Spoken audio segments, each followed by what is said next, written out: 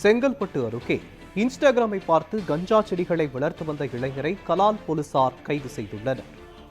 செங்கல்பட்டு அடுத்த ஓளனூர் கடப்பேரி ஏரிக்கரை பகுதியில் உள்ள காலி இடத்தில் கஞ்சா செடிகள் வளர்க்கப்படுவதாக கலால் போலீசாருக்கு ரகசிய தகவல் கிடைத்தது.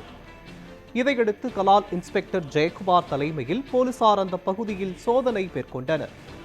சோதனையின் போது ஏரிக்கரை பகுதியில் புதர்களுக்குள் மறைத்து வைக்கப்பட்ட நிலையில் 5 கஞ்சா செடிகள் வளர்க்கப்பட்டு வந்தது. வருவாய்த்துறை அதிகாரிகள் முன்னிலையில் கஞ்சா செடிகளை கைப்பற்றிய போலீசார் அவற்றை வளர்த்த நபர் யார் என்பது குறித்து விசாரணை நடத்தினர்.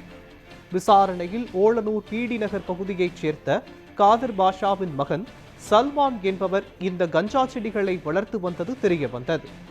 இதனையடுத்து சல்மானை போலீசார் கைது செய்தனர்.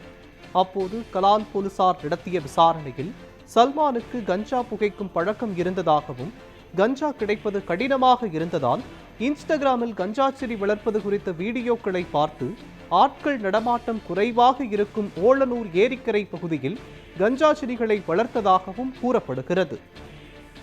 மேலும் இன்னும் சில தினங்களில் கஞ்சா செடிகள் முழுமையாக வளர்ந்து விற்பனைக்கு தயாராகி இருக்கும் நிலையில் அதன் மூலம் சுமார் 4 லட்சம் ரூபாய் வரை சம்பாதிக்க திட்டமிட்டிருந்ததாகவும் அதற்குள் தன்னை போலீசார் கைது செய்து விட்டதாகவும் வாக்குமூலம் அளித்துள்ளார்.